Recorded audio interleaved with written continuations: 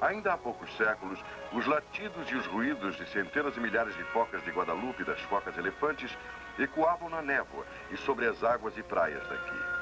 Mas acontece que, assim que descobriram os animais, os homens começaram a explorá-los indiscriminadamente. As primeiras focas foram capturadas por sua belíssima pele. As focas-elefantes por sua banha. Ambas estiveram à beira da extinção como espécies. E o número baixou a ponto de chegar a 1 dúzia de exemplares somente. Mas numa pequena ilha chamada Guadalupe, ao norte da Califórnia, foi declarada Santuário dos Animais Selvagens pelo México em 1922. Lá, as focas podem vir à praia em segurança e seu número passou a crescer novamente. Vamos levar vocês até lá, a essa ilha, para ver esses membros do mundo animal que tornaram a voltar do esquecimento. Há 120 quilômetros aspectos, o mais incomum dos mamíferos marítimos. Originariamente um mamífero terrestre, a foca-elefante adaptou-se bem à vida idílica nas águas frias e distantes de Guadalupe.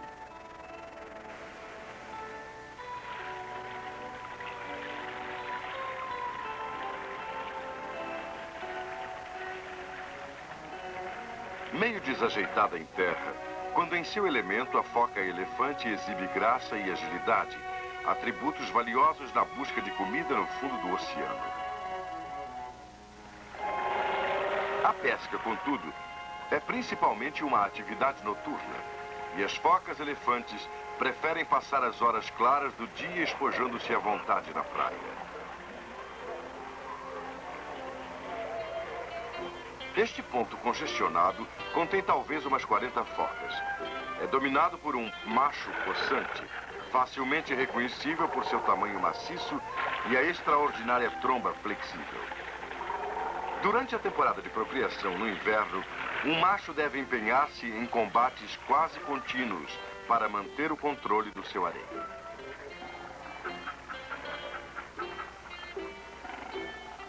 Contudo, poucos desafios resultam realmente em batalhas, e o intruso, em geral, retira-se depois de trocar ameaças com o macho dominante. Mesmo assim, muitos deles exibem as cicatrizes de conflitos brutais. Com esse comportamento agressivo, a foca-elefante talvez queira se reafirmar. Embora as batalhas sejam geralmente breves e raramente fatais.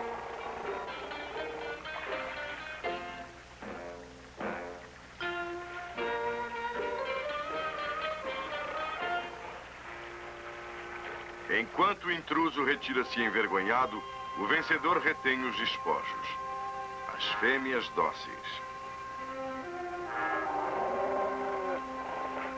No intervalo das lutas, a vida nos recifes acomoda-se a uma calma e pacífica rotina. Pesadas como são, as focas-elefantes ajuizadamente evitam atividades desnecessárias. Com o estômago cheio, elas se contentam em passar horas indolentemente jogando areia sobre elas mesmas ou nos vizinhos. Uma técnica destinada a mantê-las frias.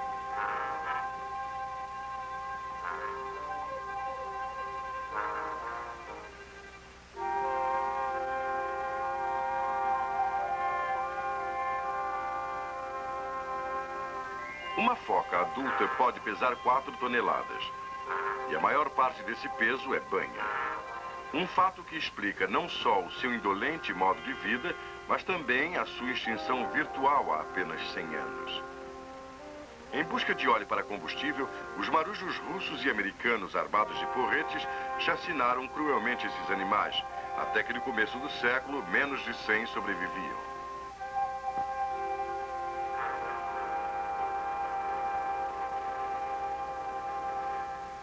Ao mesmo tempo, uma outra espécie de Guadalupe sofria ataques ainda maiores.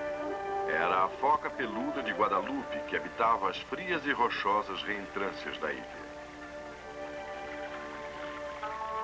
A foca peluda difere marcadamente da foca-elefante, não só na escolha do habitat, mas em seu comportamento característico.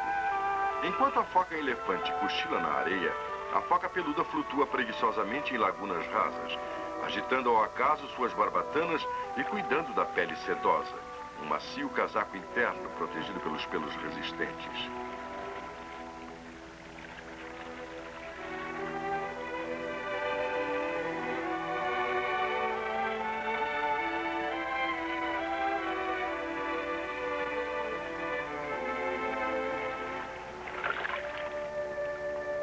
A foca peluda de Guadalupe sempre viveu aqui mesmo, criando seus filhotes por muitos milhares de anos, sem ser molestada, entre os rochedos protetores da ilha. Mas tudo isso iria mudar drasticamente no século XVIII, quando a indústria de pele de foca se ampliou. Catarina Grande botou os casacos de pele de foca em moda, e os russos apareceram. Caçadores brutais chacinaram centenas de milhares dos animais, abandonando esse comércio mais de um século depois, quando a espécie foi considerada extinta.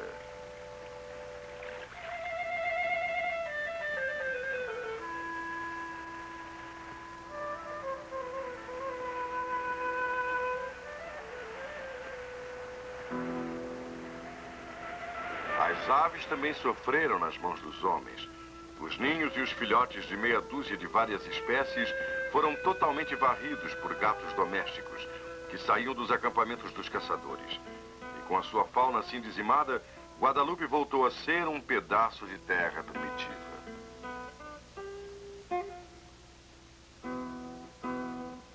Nas gargantas abrigadas, as rijas palmeiras de Guadalupe teimavam em existir. E nem os melhores botânicos explicam como elas chegaram lá. As espécies primitivas das plantas nativas, como estas flores aqui, foram virtualmente eliminadas por manadas errantes de gado, introduzidas pelos caçadores.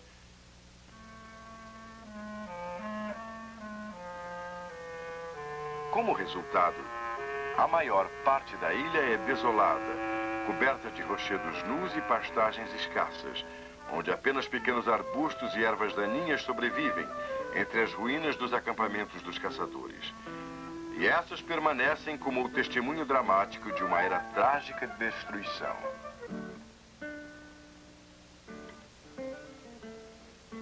Neste tanque, a banha da foca-elefante era reduzida a óleo, enquanto as paredes das choças de pedra nas proximidades preservavam os registros dos matadores de focas. Significativamente, essas marcas escasseiam e então, no fim do século XIX, desaparecem completamente.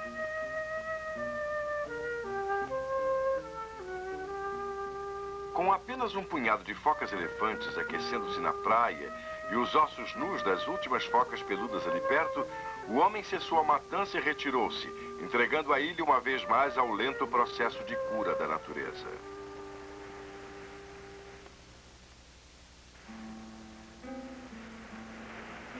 Durante os 80 anos depois que os caçadores abandonaram Guadalupe, uma pequena comunidade mexicana permaneceu na ilha para conservar a estação meteorológica e as devidas informações. Com uma abundância de lagostas frescas como alimento e um modo simples e despretensioso de viver, os aldeões enquadraram-se confortavelmente na ecologia da ilha.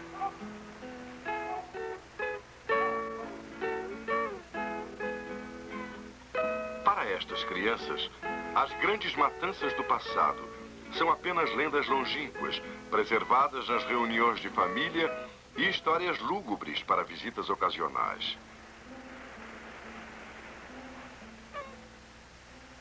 Entre aqueles que jamais perderam a esperança pela vida animal de Guadalupe, está um biologista famoso, um oceanógrafo de várias instituições, o Dr. Carl Hobbs. Visitando a ilha em 1946, o Dr. Hobbs descobriu a foca-elefante no início de uma volta dramática. Nossa primeira parada nesta fantástica ilha Guadalupe foi no Ancoradouro, ao nordeste, onde alguns prédios abandonados eram conhecidos como barracas da prisão. E são mostrados neste mapa que temos aqui. E nesse local aqui, exatamente, foi o nosso primeiro encontro com as focas elefantes. Bem, o aumento que tem ocorrido desde a sua quase extinção na virada do século, deve ser atribuído principalmente ao governo mexicano, que fez desta ilha um santuário e que tem protegido as focas elefantes e outros interessantes animais da ilha. E podemos ilustrar isso olhando a população nas praias em anos diferentes. Muito bem. Vejamos. Esta praia aqui, na extremidade norte da ilha, abrigava apenas poucas centenas de animais ali por 1946. E quando esta fotografia foi tirada, exatamente em abril de 1957, contamos mais de 2.000. Hoje, o Dr. Hobbs calcula que mais de 13.000 animais habitam a ilha, o que indica uma autêntica explosão populacional entre as focas elefantes. Já que os tubarões e os matadores de focas eram os únicos predatórios, os animais agora multiplicam-se rápido para preencher o requisito ecológico, desequilibrado desde a sua diminuição. Em 1946, a busca da foca peluda foi encorajada e cientistas percorreram laboriosamente a área onde enormes e ásperas rochas tinham ficado lisas com o movimento de incontáveis gerações dos animais.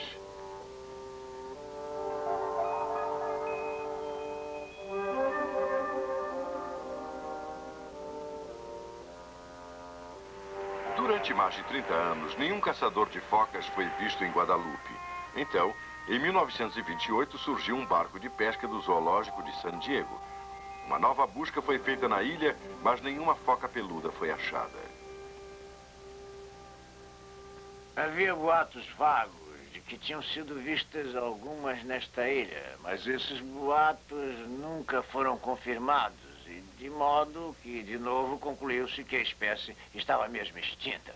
Contudo, em 1949, o professor Bartolomeu, da Universidade da Califórnia, em Los Angeles, estudando leões marinhos na ilha de San Nicolas, viu e fotografou 4 vezes um exemplar macho da foca peluda de Guadalupe e pôde assim afirmar que essa espécie não tinha sido de fato exterminada. Vários cientistas se reuniram e juntos com Bartolomeu e eu formamos uma expedição à ilha Guadalupe para ver se alguns sobreviventes que não tinham sido achados ali na ilha não tinham permanecido em áreas mais remotas. Nós insistimos na procura, repetimos várias vezes as nossas saídas. Apesar disso, não achamos um único animal e chegamos a pensar que o professor Bartolomeu tinha visto o último dos exemplares. Em 1954, foi organizada outra expedição para Guadalupe, em uma região das mais rochosas, uma pequena colônia de genuínas focas peludas de Guadalupe. Este filme histórico, rodado na temporada seguinte, registrou a dramática descoberta.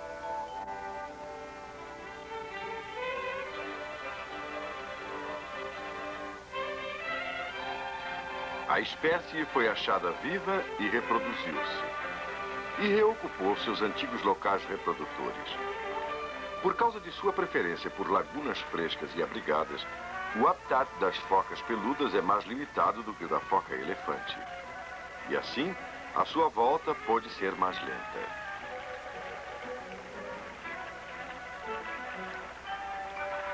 Cerca de 400 focas peludas de Guadalupe sobrevivem hoje. E estão sob rigorosa proteção internacional, com a conservação dividida entre o México e os Estados Unidos, trabalhando agora juntos para garantir que essa espécie não só sobreviva, mas prospere mais uma vez nesta ilha santuário.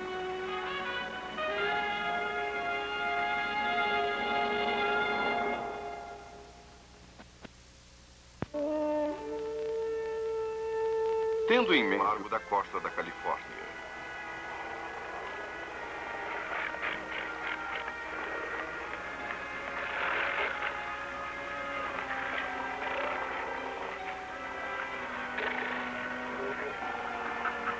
as informações desse levantamento podem ajudar a predizer o seu número e evitar desastrosas flutuações na população das focas elefantes. No propósito de pesquisar, os cientistas ocasionalmente recolhem o animal com permissão dada pelo governo mexicano. Com a foca-elefante capturada no convés, biologistas da instituição Cribson de Oceanografia preparam-se para estudar suas reações durante um mergulho profundo, simulado em uma câmara de compressão.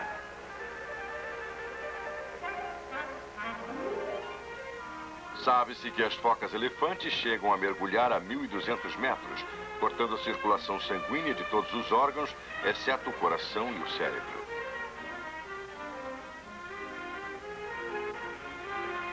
Examinando as funções corporais do animal durante a compressão, os cientistas podem aprender um dia como os astronautas podem conseguir a suspensão de movimentos durante as viagens interespaciais.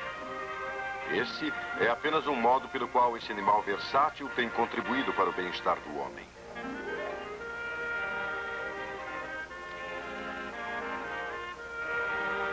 Outros cientistas interessam-se pelos peixes que vivem nas águas de Guadalupe.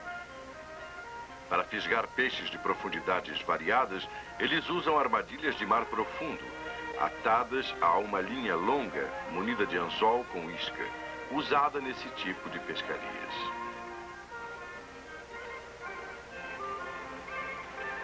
A armadilha é reforçada por uma caixa de concreto com um dispositivo disparador, preparado para enviá-la à superfície depois de 12 horas.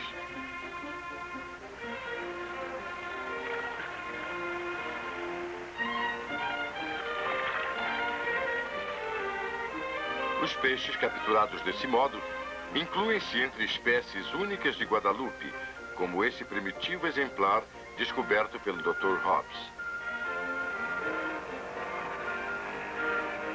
Outras espécies são recolhidas perto da praia, usando o mesmo tipo de rede que serve para os peixes nas pescas periódicas. Muitos cientistas estão preocupados com os inseticidas atualmente presentes no oceano. Poluição que pode afetar a vida até mesmo tão longe como em Guadalupe.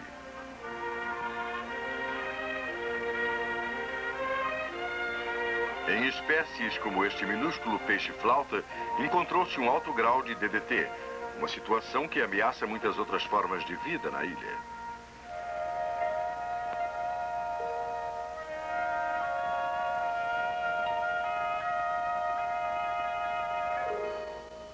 O ornitologista Dr. Joe Gell vem estudando as aves de Guadalupe e das ilhas vizinhas, contando sua população e rotulando os exemplares para determinar o alcance de suas migrações. Assim como os pássaros terrestres de Guadalupe sucumbiram como presas dos gatos, as aves marinhas enfrentam agora a perspectiva sombria da poluição.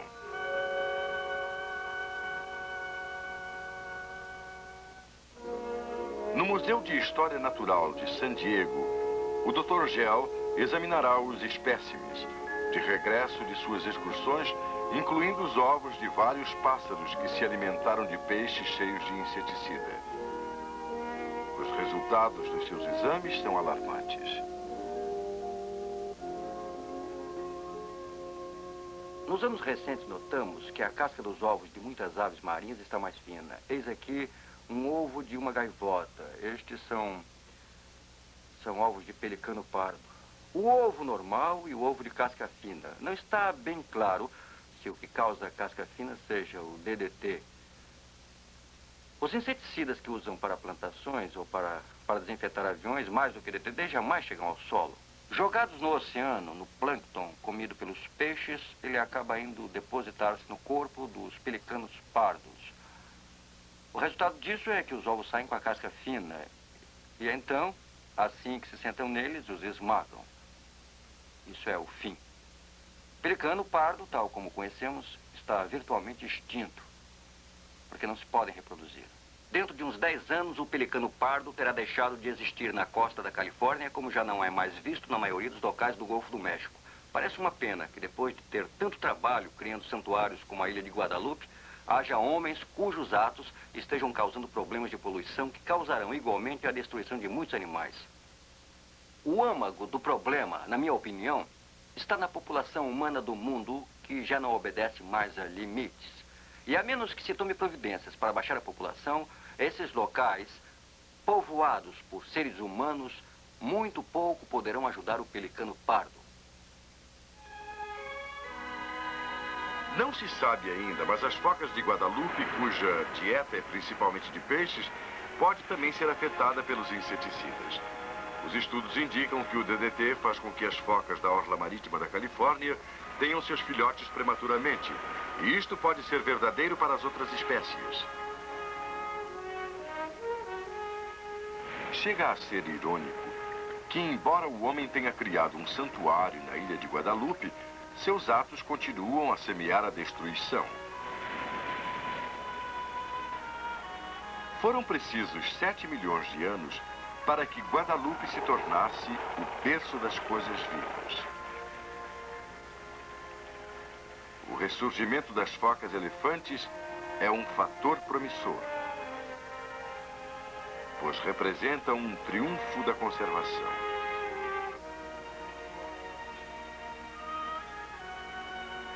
Contudo, é preciso uma vigilância de fato para garantir que eles continuem a sobreviver à matança do mundo moderno.